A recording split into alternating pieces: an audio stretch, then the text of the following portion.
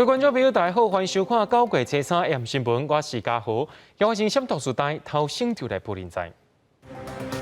中央航空有2位机师做过2档疫苗，也是染到武汉肺炎，甚至后生也来染病。伫咧桃园的北科护工也着爱全校停课。8大行业出面真情禁止营业，因的生活出问题。旅游业也希望政府会当补助因一部分的薪水。真侪人都会看亚运平台 Netflix 所嫌犯伫咧网络顶头招人做买卖，落尾共收钱了，绕跑全台湾有上百人去互骗去。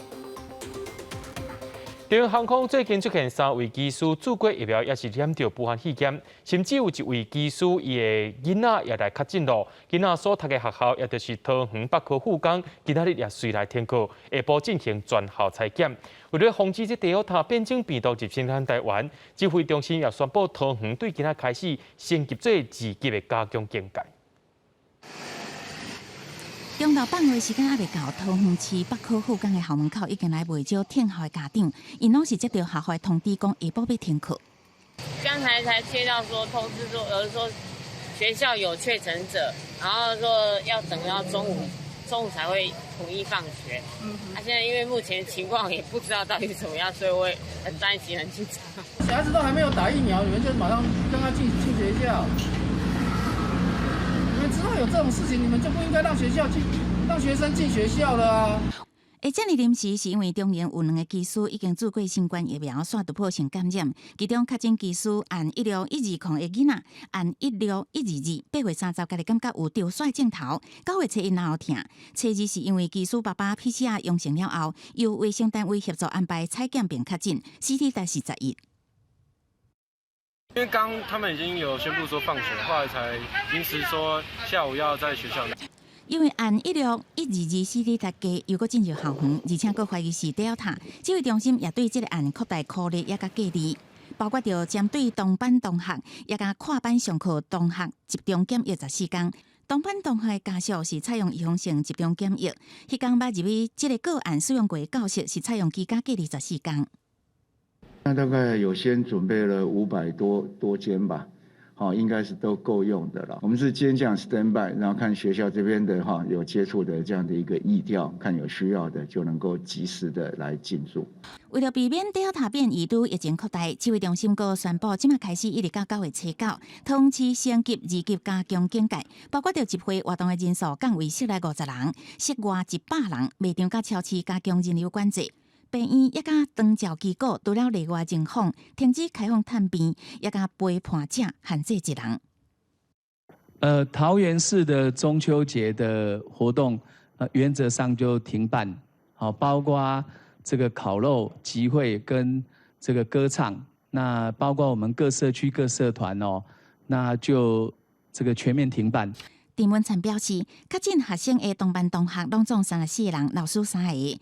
同学甲老师做伙带的家属拢总105人，拢总142个人爱带入去集中检疫所。日间部学生囡仔是2118人，夜间部267个人，全校老师是300人，外校师生18人，拢总是2703人，拢爱自主健康管理，也甲采检。医药会执行长王必胜下晡安那出现伫北科护工来视察，并表示这个案也是爱注意风险，另外爱等候检验报告出来，才会当做进一步处理。记者综合报道。继续来关心咱国内疫情消息。国内伫今仔日有2个本土病例，也有4个带病入境。讲到这个带病入境内面有2个是中央航空的机师，因对澳洲回来，佮把这病传染互厝内面的人。指挥中心也随宣布讲，本地9月15才要加强机组人员的防疫规定，该做是对今仔日就开始实行。另外，针对着美国芝加哥回来机组人员，拢要进行居家检疫14天甲采检。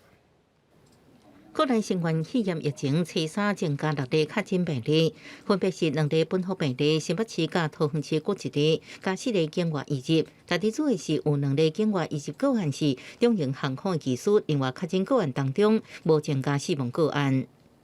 有2例是长荣的机组员机师前舱的机组员。那他们的最近一般都到澳洲的航班，然后回来。然后后来在2天后采检，那这验出来是阳性。因为中型航空5天以来已经有3例机师完整做疫苗了后又患确诊，出现突破性感染，佮传染予更大的亲人，威胁到社区。指挥中心宣布，为即马开始全面提早实施强化机组员回台后防检疫规定，而且伫即摆军事事件调查清楚进程，要求中型航空为美国芝加哥的机组员入境拢应该到指定的所在检疫14天，而且入境之甲检疫期间做3摆体检，同时也要回溯甲调回过去14天，要陪即个航线的机组员进行检疫甲采检才应变措施。要求长荣公司对于芝加哥的外站的管理要特别的加强跟检视。那在加强跟检视还没有都完整的报告完成之前，我们先要求到这个外站的，那全部都要居家检疫14天。另外，指挥中心也公布最近1礼拜境外移植病例基因定序结果，这批检验13件，只有1例是感染 Alpha 英国变异株，其他12例拢是 Delta 印度变异株，其中3例是做完整疫苗了后检验，是属于突破性感染个案。16046以及后排的这个16066，这位就是刚刚有报告过的其中一位长荣的机师哈，那还有最后一位16071这个中国江苏境外移入，这位江苏的是打过3剂的智飞的疫苗。根据指挥中心统计，全台已经超过1100万人次做新冠疫苗，注射率是42.82%。因为高端目前还有21万剂的库存量，指挥中心进前发函予地方卫生局，伫9月7日进前还未做过疫苗的20岁以上民众，若想要做高端疫苗第1剂，唔免透过疫苗预约平台，用直接到合约医疗院所现场挂号去做，到时阵院所也会将做的记录上传到系统。记者综合报道。中型航空的机师感染了后，搁再传染予伊厝内边的人。机师工会今仔日也呼吁指挥中心，伫咧完成疫情调查进程，爱停止派机师去到高风险国家的场站。指挥中心表示，会甲民航局讨论相关的应对措施。中型航空机组员连续3人确诊，因为技术工会已经真济摆呼吁指挥中心对外站过暝机组员，等台湾了后，拒检天数应该比照一般旅客14天，也佮提醒后壁真济机场外站已经解封，当地工作人员无佮挂喙罨，互机组员染疫的风险佮增加。如今机组员疫情佮起来，工会呼吁指挥中心应该参考奥运模式，派出防疫官检查外站防疫的流程。航班回来之后，执行的第4天就再派飞了，所以它导致跟他同飞的人确诊了。那这样的情况，我们还要再一直发生吗？现在又要再发生一次，难道我们还要再继续一直清零下去吗？我们让什么样才是真正的积极的作为？我请指挥中心这边好好的思考一下。工会也希望伫完成疫调进前，停止派飞高风险场站对工会诉求，指挥中心回应，会甲民航局甲航空公司讨论相关的代志。有相关的，我们会跟民航局来做相关的，跟航空公司一起来讨论这样的一个事情。当然，做所有的一个可能性，让他们互相交叉感染的可能性降到最低。因为机师的更大亲人确诊，工会也希望机组员的亲人应优先做疫苗。指挥中心指出，国内航空公司的前舱机组员疫苗注射率有96%，后舱的机组员是94%，目前暂时无亲人先做疫苗的计划。同住的家人在目前来讲，我们大概还是会列在基本的一个就是照着这样来排序在平台里面，倒没有特别的计划让同住的家人先来打。不过这也是可以来思考的一件事情。对技术确诊原因，中型航空表示，公司积极配合疫调调查当中，同时展开内部调查，确实机组员违反防疫规范，将依照规定来处罚。目前已经完成公司的清销，因应新版防疫措施，部分航班也会慢慢来调整。记者综合报道。讲到咱国内第7轮注疫苗，今仔日开始注咯，是注 AZ 疫苗。这回对象大部分拢是29岁以上加第9类的民众。另外，最近也出现注过2档疫苗以上，也是染到武汉肺炎的案例。有专家表示讲，不管你注几档，拢有机会感染，这就要看体质，也就要看接触的病毒量有偌悬。详细做疫苗前的画告单一项一项写好个人相关健康资讯，医师问诊确认无问题，就准备开始做。国内第7轮 A Z 疫苗初3开始，注射对象是已经拢预约的29岁以上的民众，也甲第9类族群。我差不多登记1个多月，本来想说应该要到年底才会打到的。家里的长辈也都有的打 AZ， 然后有一些不良反应，但是我想说现在全球 AZ 算普遍的疫苗，所以就相信。就伫各国加紧新冠疫苗注射速度的同时，煞陆续佫传出注疫苗了后也是突破性感染的消息。好亲像初二，咱国内2例境外移入的个案当中，有一个注过2剂俄罗斯家己制造的斯普尼克疫苗，也是确诊；也佫有一个是注过1剂 AZ， 也甲2剂 BNT， 换注2种也是感染到。有一些人，他即使打了2剂或3剂呢，他得病以后，他还是会排出病毒，只是他自己可能不严重了。那在目前这个阶段，我们要的就是这个效果，就是你得病以后不严重了。打第3剂的国家，就是疫情没有办法控制的国家，才会去打第3剂的疫苗。那对台湾来讲的话，因为我们的边境检疫跟国内的检疫都做得蛮成功的，所以我们现在不考虑第3剂。不过明年如果有次世代疫苗出来的话，它是根据变异的病毒所做的一个新的疫苗，那我们可能明年就会考虑说打第3剂的疫苗。医师表示，疫苗不管是注几剂，保护力都不是100%，有当时也是会感染，甲民众体质以及接触的病毒量拢有关系。而且，若是做完疫苗了后，就对于防疫先过放冷、唔挂喙暗，大量的病毒也是会入去咱的呼吸道，尽管有抗体，也是有可能感染，所以民众袂使无注意。记者综合报道。日本搁再宣布讲要送疫苗予咱台湾，而且这回会送予台湾、泰国、越南，总共44万ton AZ 疫苗。组织代表谢中定表示，咱台湾会当摕到64000ton。指挥官但是中也表示讲，伫咧台湾的日本人会当大声来注疫苗。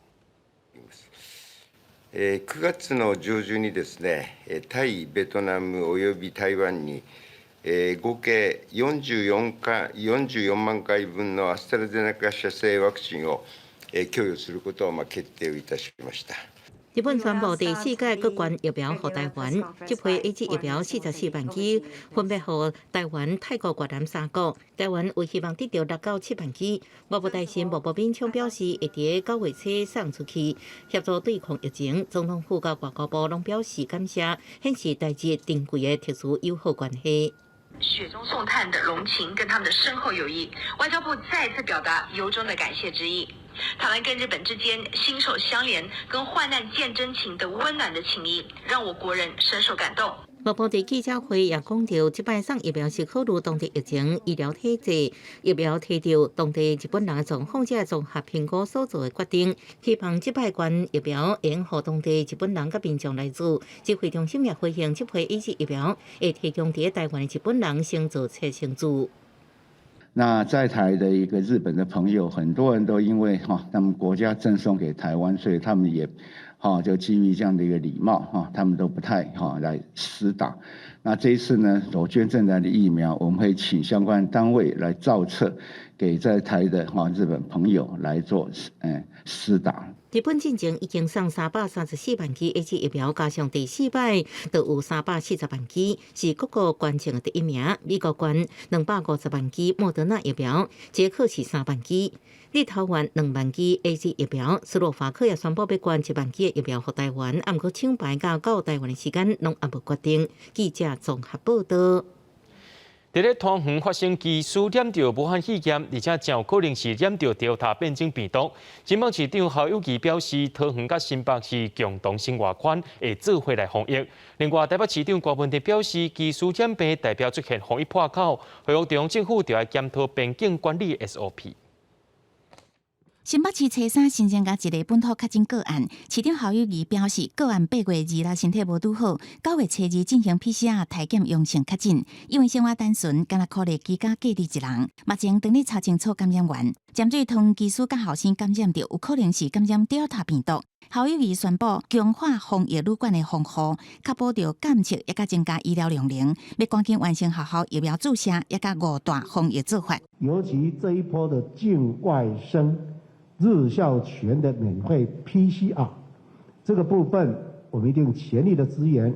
我们要有迎战第二岛病毒的心理准备，也要做好预期的先前部署。要警戒的是，这个鸡丝感染还会传染给他儿子这个就表示说有破口了。面对Delta病毒侵入台湾，侯友宜是讲，通甲新北市共同生活圈会全力备战，也希望中央赶紧规划做第三剂疫苗。郭文哲讲，这代表已经出现漏碰，加上台湾疫苗注射率较低。呼吁中央检讨边境管制的标准流程，除了机场以外，嘛要注意偷渡汉阳渔港。若是头一批9岁 ABNT 疫苗要开放12至17岁学生囡仔，外界关心造册进度。基隆市卫生局是讲，差不多21000个学生囡仔会伫9月中开始做。台北市甲新北市是回应讲，一旦中央后礼拜公布细节，就会进行意愿调查，疫苗一个到队开始做。记者综合报道。接落来后个月中秋就伫要到啊，不过这疫情却是起起落落，真侪民众拢伫咧问讲，这中秋的时阵敢会当航班咧？英国伫咧桃园中立所过商圈附近的社区，拢会举办万人航班活动。不过今年因为疫情关系，今年宣布讲要停办1年。每年的中秋节，桃园中立新都心生活文化协会总会办风轨航班活动，有上万人参加，是社区的大代志。大户人也就此联络感情。不过今年因为疫情的关系，办了要到20年的风轨航班的活动决定要取消。有大户虽然感觉可惜，不过也是支持防疫。是蛮可惜的，往年几乎都有办，然后很热闹。很热闹就对了。对，很热闹。有来参加过吗？有参加过。有参加过。对呀，都满满的人这样。很盛大，去年也是大概总共加起来1万多人。那今年因为疫情的关系，所以整个理监事会议上就决议停办1年。另外，伫桃园后老山公园航马区有规划54个路费，受疫情影响，今年是只敢开放一半左右，互民众登记使用，实施实联制。管理处讲，民众伫咧航马食物件时阵，爱保持社交距离；开工的时阵爱挂嘴烟。原来我们有54个炉位嘛，那现在我们开到29个，那每一个炉位我们都是梅花座，就是希望大家都能够保持那个社交距离。桃园市的公园绿地，去年中秋节并无开放民众航马。阳光处讲，会看疫情的情形，才决定今年是毋是要开放。目前也搁伫咧研究。记者综合报道。大学大部分伫咧9月中过后就会开学咯。阳明交通大学特别设置了集中体检站，甲老师、学生做体检。另外，学生宿舍的管理委员会也拢要求学生就要提出做疫苗证明，或者是快筛阴性证明，才会当带入去宿舍。校方来完成报道，时刷来到体检站，无一时啊，都拢完成规个程序。伫咧边仔等待区，还佫有真侪学生咧等待，准备讲要来接受体检。有风险的话，再次筛一下会比较好，这样子我是这么觉得。有些老师已经就是去做疫苗的施打了，对。反而就风险还比你们更低。对，你觉得是不是要，比如说每个礼拜啊，每2个星期啊都要做一次？你会觉得这样比较踏实？应该也不用啦，太频繁了。考虑到讲特别开学啊，为着要让学生较安心来读册，阳明交大来启动安心就学的计划。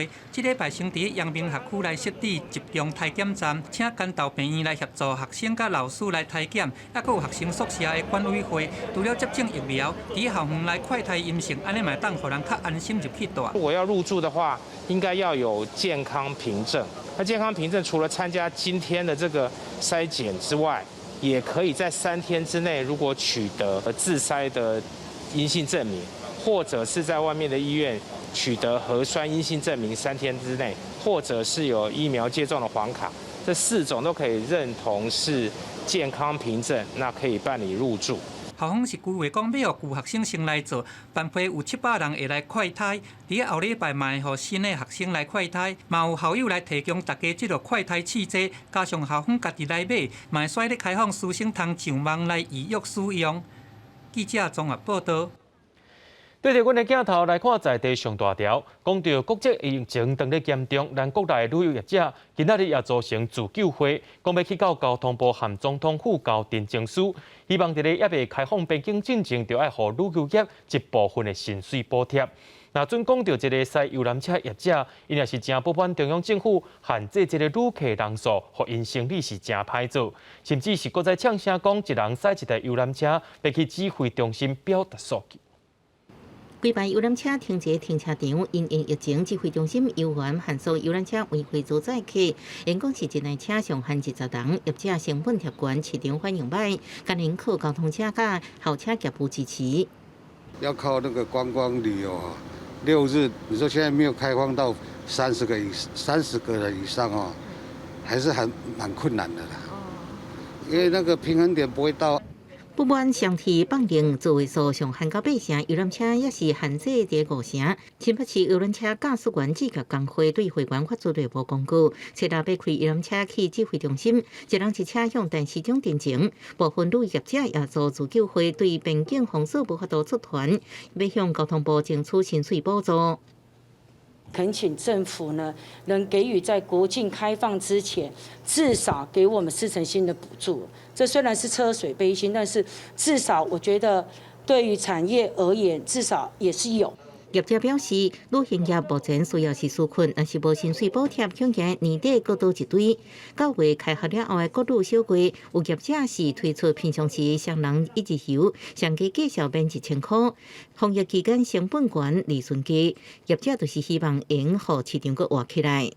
为了要配合政府的一些防疫措施，我们采的是间隔座。那相对于以往一日游的行程，成本是相对来的提高很多。促销行程，那一方面能够活络市场的温度，另外一方面也希望可以找回客人对旅游的信心。对旅游业者希望中央进行也纾困，观光局回应，继续甲业者甲相关工会沟通，对业者提出的诉求会协助积极争取。记者综合报道。那旅游业真歹生存，这个8大行业是停业到今已经是停4个月啊。各地头的员工也拢出来တင်情，无头路通好做，生活是会出问题。指挥官陈时中表示，若准8大行业疫苗注射率无达到一定数量，这8大行业就无可能开放。目前也正在推动继续停业的纾困。今日有来自台北、桃园和台南数百个8大行业的业者提票据来到台南市政府တင်情，不满疫情已经缓和，各行业也渐渐解封，但就是休闲娱乐场所到单也无归过，生活早就已经出问题。我的小姐出不出？你要叫阮业者要哪活落去？阮逐个月了钱。台中有业者出面呼吁政府斗3工，因为疫情禁止经营，基层的服务人员早就已经无收入。小姐到处打零工的，还是说我们做家庭代工的，我们也是为了要拼一个生活品质给小孩，可以至少不要让小孩饿到。李小姐是一个单亲妈妈，厝里有2个囡仔爱饲，停业4个月这段期间，敢若会当4个去做散工，生活是真歹过。业者表示，自5月193级警戒停业到单，政府是连一点补助都无，员工家己是变做边缘人。纾困领不到，1万块的领到的又有几个？我们连最基本的那个贷款的10万块钱那个纾困，我们都没有那个资格。10个有7个是单亲妈妈了，会当少爷会怎么？就是又没有一技之长，会爬车就是没有一技之长啊！在这里没有一技之长，8大行业不让他开，真的很可怜啊。蔡其良表示，加拿大中市都有超过10万个8大行业的从业人员，但是中央完全无进一步的解放计划，业者拢强要经袂调。台中市府表示，虽然中央有大条件开放部分场所，但就是也未完全开放。详细也只通等待中央有相关的规定了后，才可研议。记者综合报道。伫咧今年8月初落大雨，互台湾的这个西部沿海饲蛤蟆渔民是损失真惨重。伫咧彰化丰苑就饲这个蛤蟆养殖户是了3万斤的蛤蟆。彰化县竟然无列入去天然灾害现金救助灾区，这养殖户也感觉讲是真无公平。你们看看，这个堆积如山呐，都倒掉了啦。今天已经拉了3万多斤出来了啦。一浪搁一浪的蛤蟆全部倒伫路边。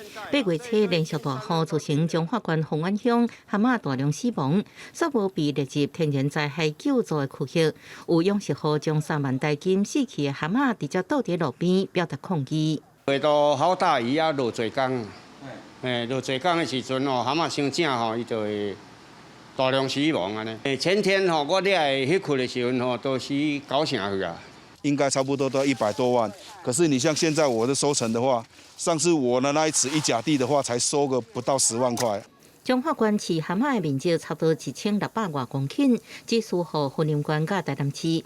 云林、台南的蛤蟆被类灾害申报拢超过10%，有得到中央现金救助。不过彰化县调查县的蛤蟆的损失只有17%，无达到救助标准。延迟性，我们8月份的延迟性文革死亡，有的就是说比较慢，他就没报，可是他报的是在8月19号就要截止日。因为你看现在收成就有发现这个问题。对于养殖户的质疑，彰化县农业处表示，会阁邀请水试所去实地勘采来鉴定。水试所跟这个当地的渔民团体跟公所将会在星期一就会到现场去做一个实地勘查，争取这个中央对于这次延迟性灾害的一个救助。对大水河造成的灾害，当地民众希望应增加抽水设施，减少灾损的发生。彰化县府表示，会针对区域性来规划，减少大水河所带来损害。记者综合报道。国际上要紧，咱来关心全世界疫情。讲到澳洲因为确诊病例含死亡人数，伫咧9月初3，搁再出现上严重的数字咯。因为总理莫里森也向国际讨救兵，先甲新加坡、波兰、英国借疫苗，目前已经借到550万ton BNT 疫苗，要来对抗疫情啊。澳洲人口大州新南威尔斯初3出现1431件确诊病例，甲12件死亡病例，是疫情爆发以来新冠数字。州长贝尔吉格利安表示，按算未来14天病例会达到高峰，不过伊强调，联系甲后病房大诊所甲做疫苗速度，比确诊数字更加值得关心。I've been having ongoing conversations with the Prime Minister about more vaccines. What we've demonstrated in New South Wales is that almost everybody is keen to get vaccinated. And what has been a challenge for us as a supply is getting the number of vaccines from the Commonwealth so we can encourage all of our citizens to get vaccinated.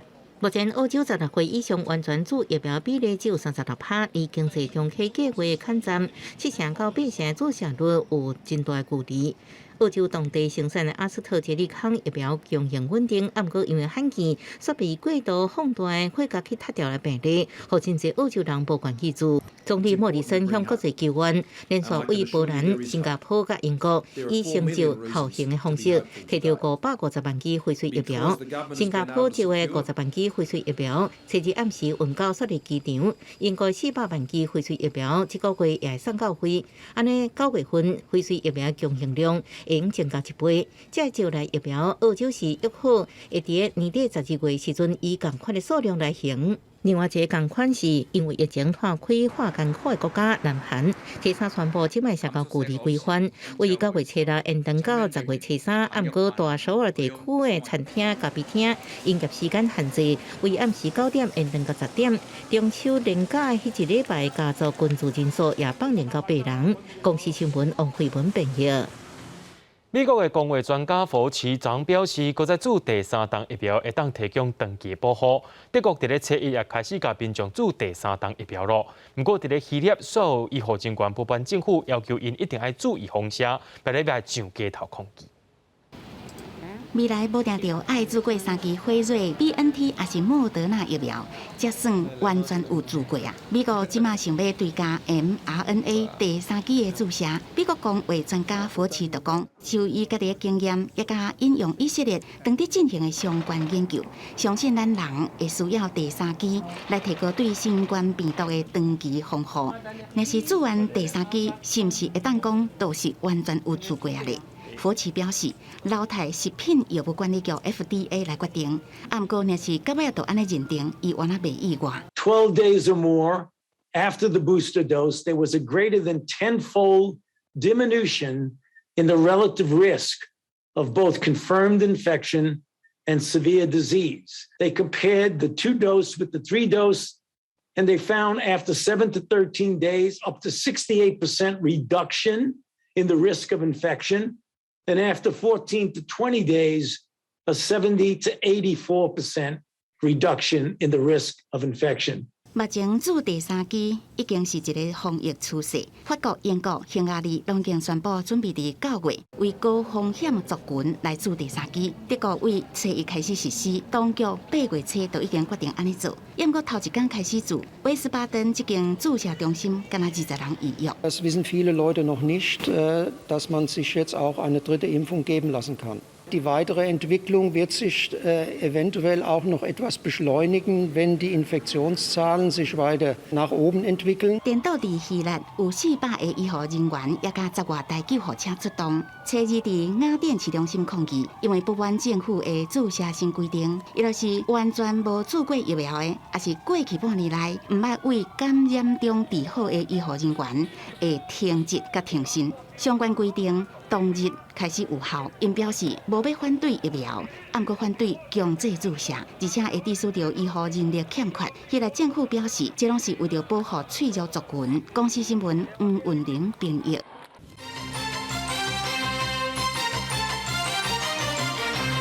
有真侪民众拢伫咧看影音平台 Netflix， 所有嫌犯伫咧网络顶头招人做伙订 Netflix 的分享方案。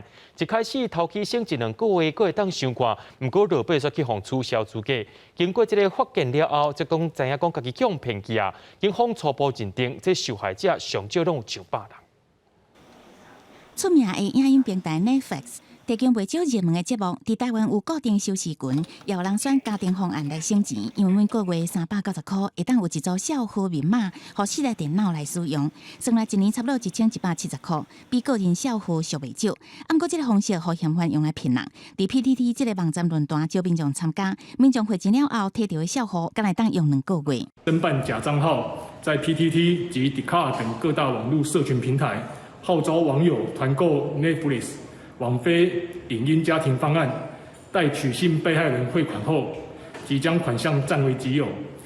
警方清查主嫌的小户，发现陆续也阁有几落百笔钱汇入来，初步估计受害者规台湾拢有，也有超过100人。消保官是讲，尽量卖甲来路不明的团购，也是比市价俗伤济的商品来往，小心防骗。直接跟这个影音平台来付费来收视会比较保险。如果说有优惠的诱因，我们要慎重考虑这个纠团者的信誉。家人一起合办，会知道登录的人是我信任的。考虑它的风险性，因为毕竟它也是用一个人头的方式去进行，你也不知道会进行什么样的交易啊。消保官也提醒，这个诈骗可能是主嫌买小户，再搁转互其他人。嫌犯可能干那买1-2个月的收视权，煞骗其他人会当看几年度。影音平台也已经如期办理啊，所以民众恐惊无法度搁甲影音平台讨赔偿。记者综合报道。台中海巡队初二透早接到通报，讲中华外海有中国渔船掠过界，海巡人员依法上到渔船检查，查到5公斤非法的这个渔货，而且也甲船长等6个人给押倒转来。海巡舰艇一直对这只铁壳船船尾的船员双手合十，拜托海巡会当帮伊刷。海巡人员一再广播要求停船，船长当作无听到。跟你说，先停起来啦，先停起来啦，停起来。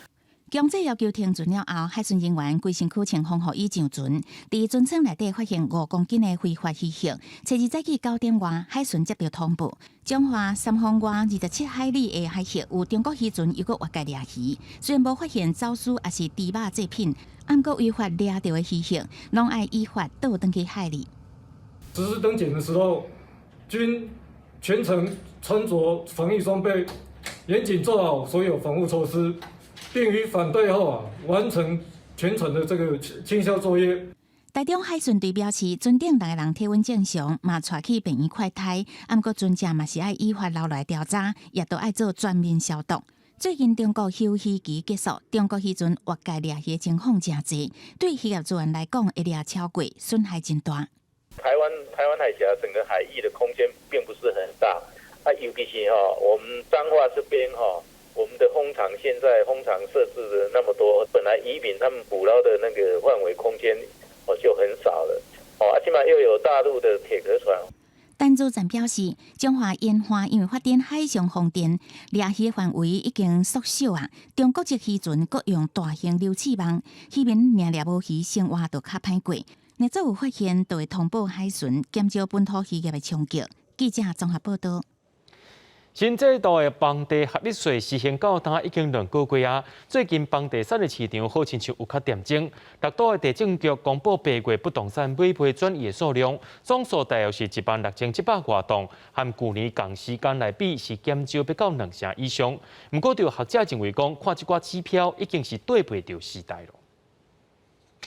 小资族的一房一厅一卫的房子，在敦化学区总价1498万。北市松山区室内面积无到10平的小套房，两户一个挖12平的车位，划价挖1500万。也不过因为是合户房，也是有真侪租人客看房准备出手。银行的利率也比较低，所以有些屋主他会认为说，我房子卖掉了，可能就要再买也买不回来。可是市场上的需求还是会有，地点比较好的房子它出来，可是它还是有可能创新的行情。这是降级了后，房市现况渐渐啊跌起来，亲像无像房地合一2.0的影响。也毋过房仲业者讲，现阶段房市是卖价市场，好物件若要卖随风买去，买人会当讲拢是家己大，投资客真正变少啊。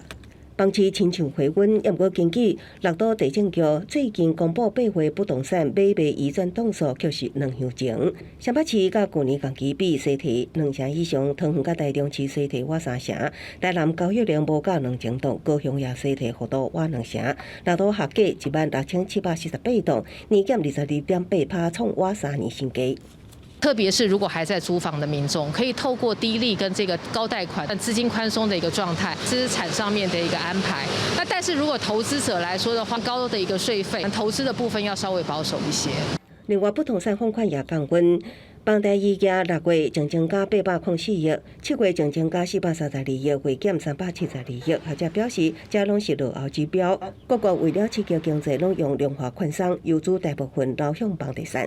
游资还是很多，那利率很低，那大家不愿意存在银行。那利率很低的情况下，通货膨胀也起来了。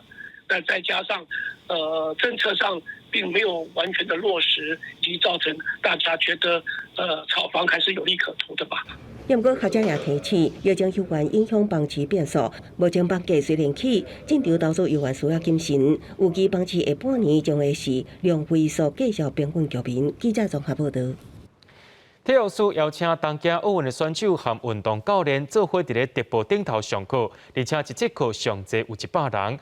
另外，大家上届关心的也是黄金计划会当安怎帮助到体育选手日后的发展。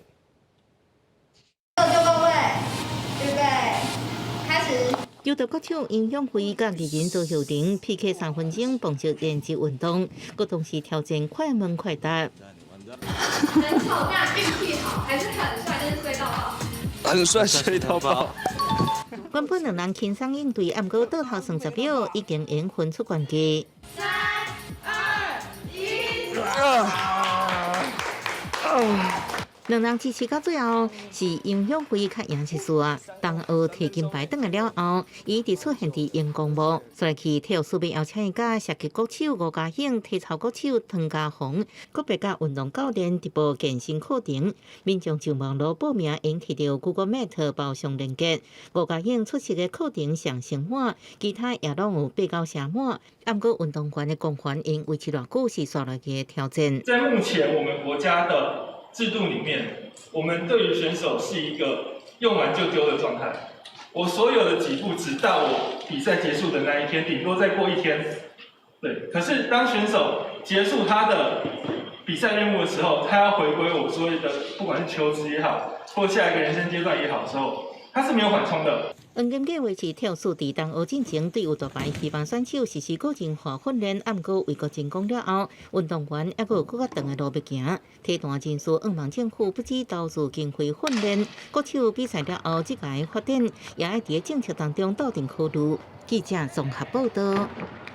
若阵出现便便涩涩叫，这个便便痛爱安怎做呢？唔是食药啊，是爱去互医生看哦。这个全台湾差不多200万人带着这款的镜头，而且在疫情期间变佫较严重，食袂落去也是困袂落眠。医生也提醒民众，若阵1礼拜超过便便痛1届，就要赶紧去病院做检查。50多岁的林小姐为高中开始头疼一边，30多年来疼甲真艰苦。大概发作的时阵，伊拢惯势食止疼药啊，上济捌一天食5粒，效果也是无好。虽然捌看过中西医，嘛试过真侪偏方，逐天也是拢会头疼，而且对光线、声音真敏感，互伊身心受到真大折磨，捌得到忧郁症，最后是被迫失智。一天吞了5颗吧。对啊，然后就是影响到我的工作啊、求学啊，然后甚至睡眠啊，都没有办法好好的休息。经过台湾头疼协会统计，类似亲像林小姐这种的患者，全台湾差不多有200万人，而且新冠肺炎疫情，互人头更较疼。国外最新的研究显示，头疼的患者伫疫情期间，每个月平均头疼的天数为5.7天增加到8天，比疫情前增加4成。有6成的患者头疼的次数增加，有6%的头疼症头变较重，其中也有1成患者会恶化变做一个月发作超过15届的慢性头疼。压力本身也是造成偏头痛一个很重要的诱发因子，所以很多的因素啊，另外还运动也减少了。然后饮食生活可能不正常，所以这些因素都会造成偏头痛的加重。医师表示，若是头疼一直发作，大概持续4.72点钟，佫会胃、吐、惊光、惊吵这种的症头，都符合头疼的定义。诱发的原因包括着压力、胃团、饮食、困眠、环境遮的。严重的时阵会影响到生活甲工作，所以呼吁民众头疼袂使黑白食止疼药啊，上好就医详细检查，以免小病变大病，延误治疗。记者综合报道。戴安全帽就是要保护你安全。伫咧骑奥多拜戴安全帽的时阵，就一定要注意下鞋带的位置。伫咧高雄，就一个富人人发生车祸的时阵送到病院，医生发现讲，这个富人人伊的声音受伤，该检查到底，才发现讲是声带血症，呼吸道也去卡着。原来是安全帽啊，这个带啊伤过长去缩着颔管，若准这严重起来，恐惊会无命。保护头壳政府规定，若无戴安全帽，就要开罚。毋过高医日前收治一名40几岁出车祸的妇人，到病院了后是烧声，身体检查发现伊有声带肿起来，还有呼吸道缝卡着的状况。应该是安全帽它戴的有一点太松了，然后造成说他在车祸紧急刹车的时候，安全帽整个往后拉，然后去勒到他的脖子。原来妇人的安全帽带伤过长，车祸的时阵，安全帽背于后壁，伊的带直接甲颔管吹掉的，出现着急性咽喉损伤。医生讲，这种镜头有当时要等48点钟才会有收声，还有袂喘气等等的状况，容易互人辛苦。提醒民众要加注意，嘛要记戴安全帽的时阵，要注意到这个大的长度。建议就是一个手指头穿进去。因为你一个手指头穿不进去，他可能也呼吸困难了。松的时候，有时候呢骑快啊，骑到那个风一吹，就会松，会没有安全感。我是会戴紧一点这样。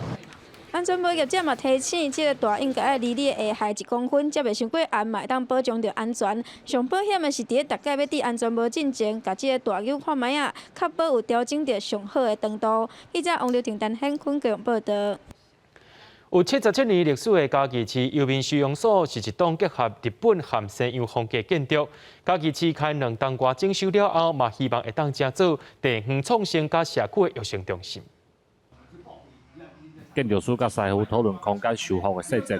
这间1943年起的游民收容所，内底阁会当看到当初关人的所在。负责修复的建筑师表示，要甲旧的物件加上新的元素。我想讲，这是一个新的机会吼，是咱这个时代做一个新的储备顶，吼这个储备顶呢，用咱的迄种较开放的方式，吼原本是关起来的门，甲拍开，吼一间厝变做2间厝。这过去捌是地方的协会社的办公厅，二战了后正做关刀兵收容传染病人的所在。嘉义市政府开2栋外修整，即马已经完工。透过文化部的再造历史现场的计划，我们把它打开了，做了一个很好的修缮。这个很好的修缮呢，让我们今天看到有新旧建筑的融合。嘉义市文化局表示，这个所在过去是嘉义工业发展的重要场所，未来嘛希望会当加做市民关心公共事务、培养地方创新的新基地。记者林慧婷嘉义报道。屏东东港的强和新村，伫咧2018年登录做历史建筑。不过，国防部的空军司令部认为这认定范围受过宽，提出行政诉讼。各向高等行政法院最近判决屏东县政府败诉。目前县政府虽然是无要上诉，不过文字所虽启动暂定估值庭书，会重新提出文字审议。东港的强和新村内底大部分旧厝已经拆了，正做一地一地草坡，目前只敢若剩41间日本时代的旧厝。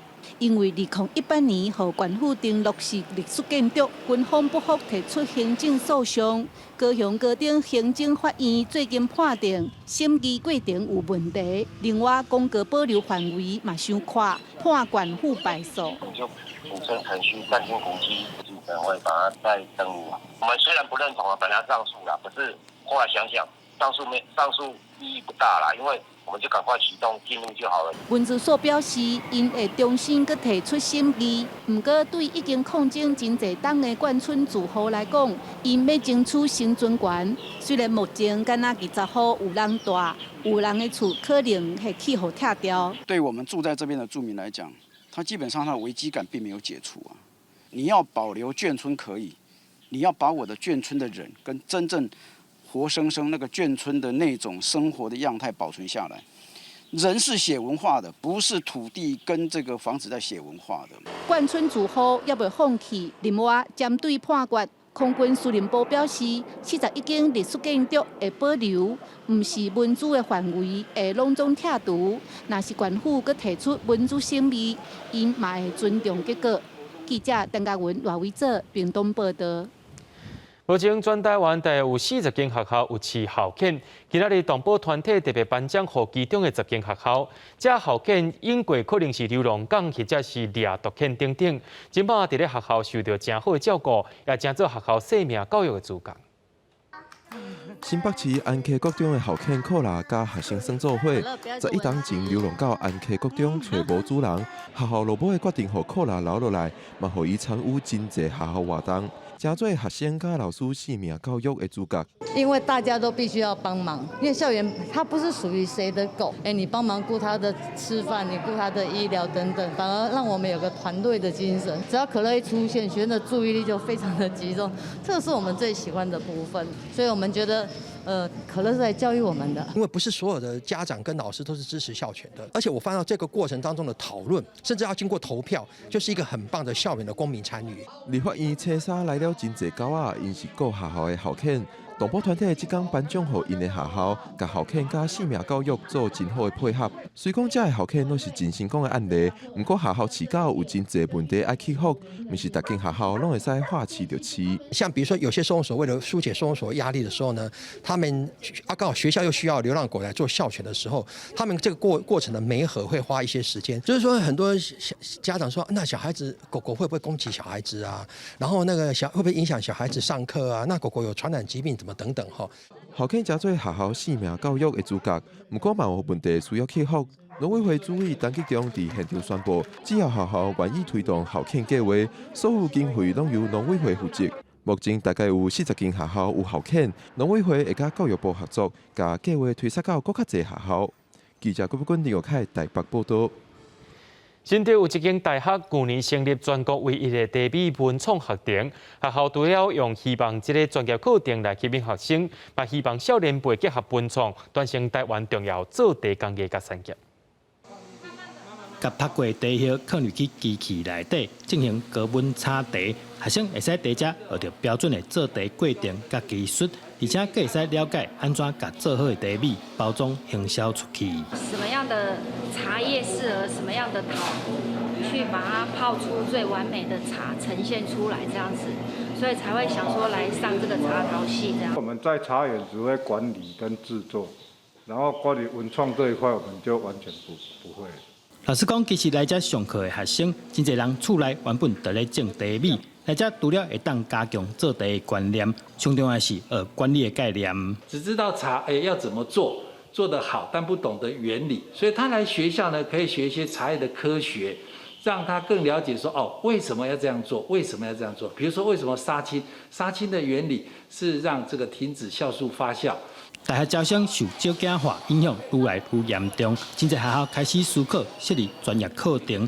晚辈医大去年成立查讨系，地检部、进修部甲硕士合为合订，平均招生率将近70%，其中硕士班连续2年满招。学校除了希望用专业课程吸引学生，也希望少年辈结合文创，传承台湾重要的做茶工艺甲产业。记者刘君豪、新竹报道。接下来，咱来看明仔载咱各地头的天气。明仔载各地头大部分拢是多云到好天，敢若东南部地区以及着恒春半岛有可能会落阵雨。不过过到了后西半部以及着东半部山区也有机会落雷公雨。明仔载天气是好也是歹，做伙来看预报恁就知。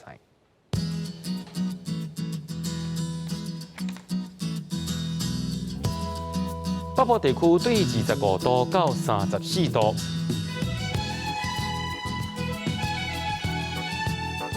中部地区对25度到33度，南部地区对25度到33度，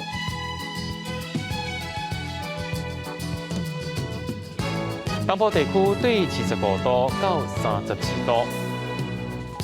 咱来看外岛地区，对26度到32度。还有未来3港气象。